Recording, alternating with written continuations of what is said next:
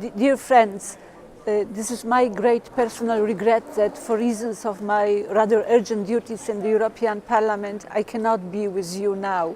And I very much looked forward to this wonderful possibility of exchanging experiences with Françoise Pissart and Pastora Valero this afternoon. Please kindly accept my apologies. I am with you. I am convinced we will have other possibilities in the near future to meet, perhaps in other settings, and to continue this conversation that you begin now.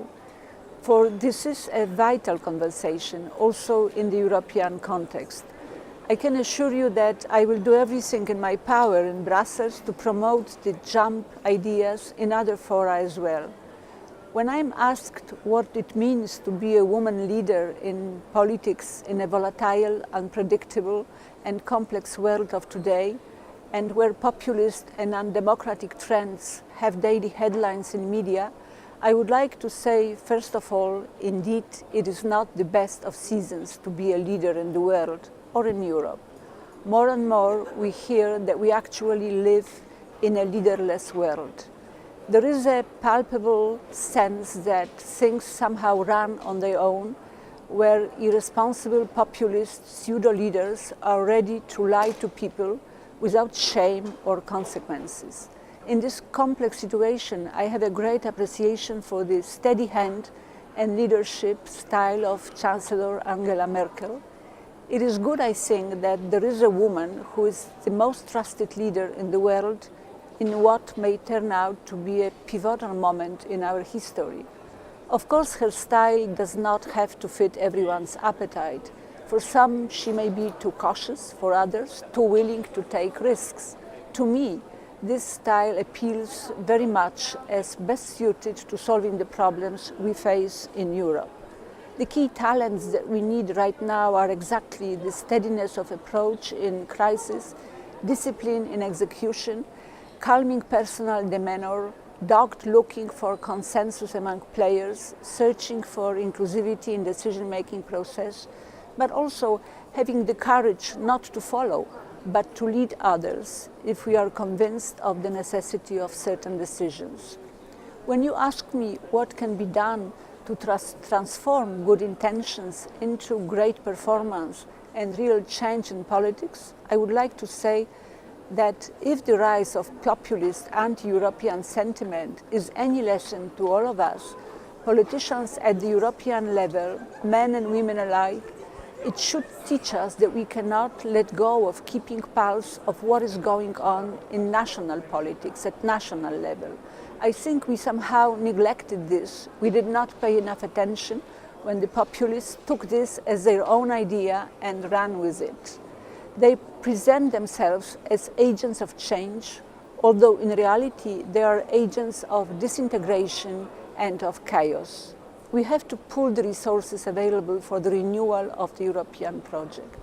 I include here all the potential of women for whom Europe is a natural place for realizing their dreams and the space which is open to their concerns for gender mainstreaming.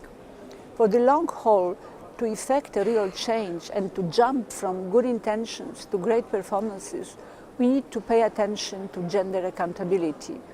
Each leader, each institution, each company should be held to the highest level of public scrutiny in this area in terms of transparency, level playing field, infrastructure for developing women's talents, removing excessive gatekeeping procedures by men in grandfathers' positions of power.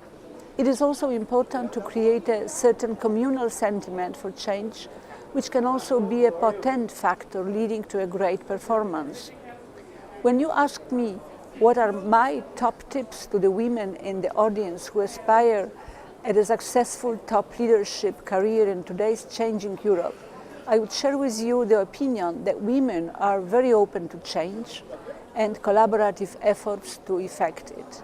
The great example from my home country, Poland, is the Women's Congress. Women of all walks of life, entrepreneurs, workers in creative industries, intellectuals, artists, but also teachers or police women, came together exactly for the purpose of change in various areas of public life, of laws that were discriminatory against women, of public discourse that was sexist, or of employment practices that were inhospitable to women's aspirations. We even formed our own government, and I have a great pleasure of being a Prime Minister of our shadow cabinet. And for more than 7 years, we have been fighting the good fight.